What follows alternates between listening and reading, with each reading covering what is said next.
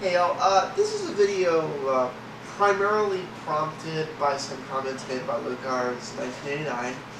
I'm not singling him out or anything. I'm glad he made the comments because apparently when I did that video about,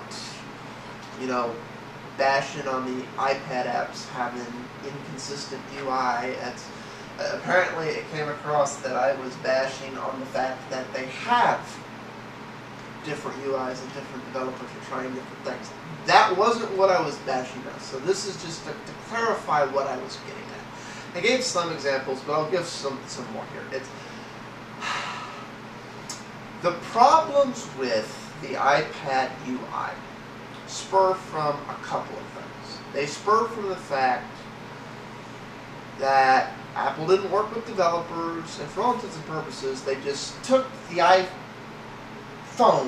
and stuck it in a bigger device. I realize it's not the same device, it's more powerful, it's a lot more like what's probably going to be the iPhone 4, but there haven't been significant retweaking of the OS that are really needed for a different form factor like this, and it shows, and it creates problems, a whole set of problems, a whole new set of things to deal with. What I was bashing on there wasn't that different developers are trying different things. I think that's a good thing.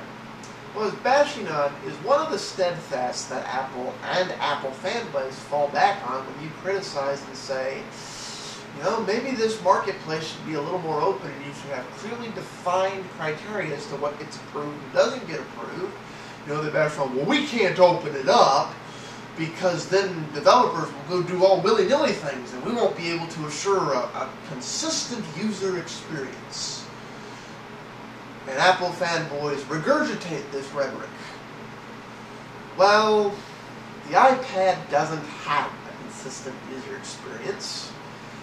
And in a lot of ways, people wind up boxing with the iPad UI because it wasn't retweaked for its form factor. As Steve Jobs pointed out, sitting there in his little armchair demonstration, like, well, this thing has no clear up or down, so I can just do this, or this, or this, or, I can even do that, and it keeps with me. And that's true in all the Apple apps. And a few apps, like the YouTube app, where I'm sure Apple went above and beyond working with them. It's like, this has to work as seamlessly as our app. But then there's the third-party apps, where Apple didn't work with developers as well as they should have. And by the way, all these things are issues on the iPhone. Problem is, when you're on a little device like this, there's very much a clear up or down. And why I can rotate the thing 360 on an iPhone, usually the only time I'm doing the full 360 rotation is when I'm watching video, and by the way, the app that runs that is an Apple app. So they have access to some APIs and some other things normal developers don't, which is what causes these problems. Let me paint the scenario. Well, I'm holding my iPad. Messing with my controls and doing things. Well, I think this would be better looked at this way. All my controls are still here, right? 50-50. Here are my controls. Like a lot of apps that are gone. Or you make the mistake of rotating it the wrong way.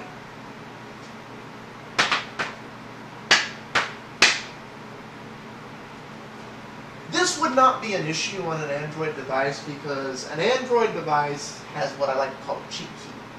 All Android devices have a hardware menu button. There's this little button, it's below the center of the screen, and you press the button.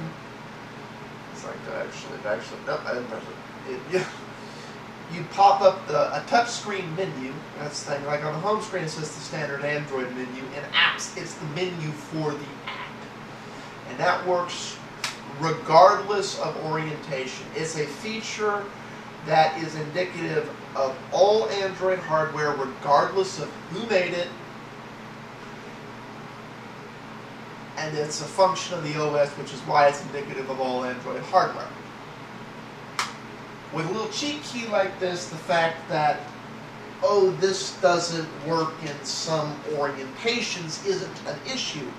Because in any app I've ever seen in Android that has that issue, and there are some, you press that button and you go into a setting, in all of those, there's a settings or help thing. It's like, it takes you about 5 seconds or the orientation of screwing around with the app the first time to figure out, okay, this is this app's idiosyncrasies. Because that function does not exist on the iPhone platform, and therefore does not exist on the iPad platform, if you're in one of these apps that has this problem because Apple didn't open all the same APIs they use to the developers, which I'm glad they're doing some of that in iPhone 4, but you know, why wasn't it done already? And they're still not opening every API they have. It's still a very large closed thing, one set of rules for Apple apps, another set of rules for third-party apps.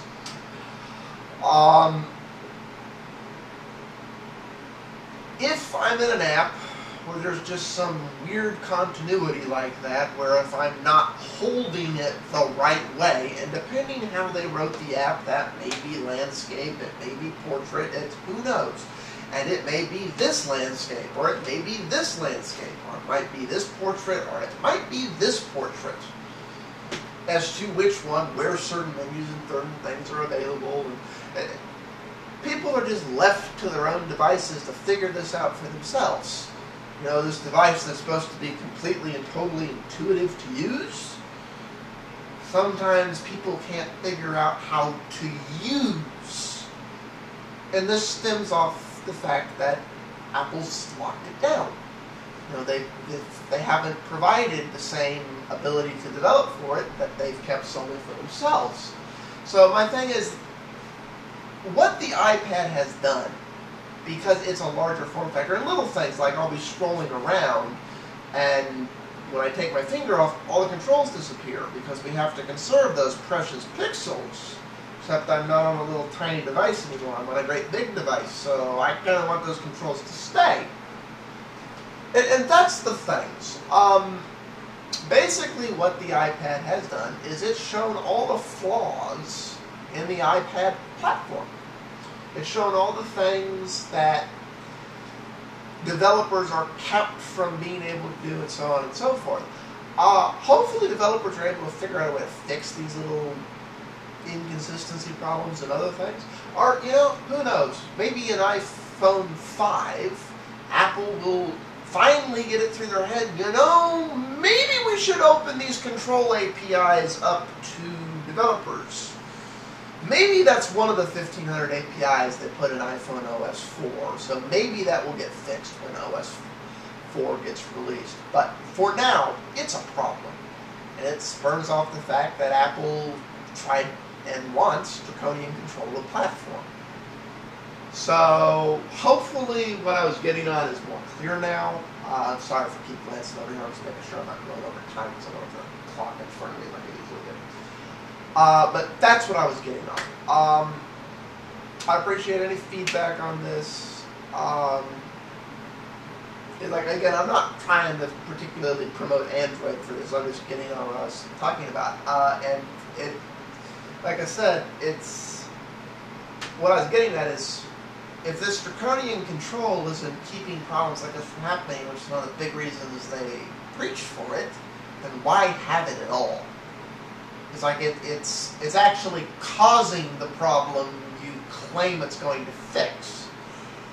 So why have it? Alright.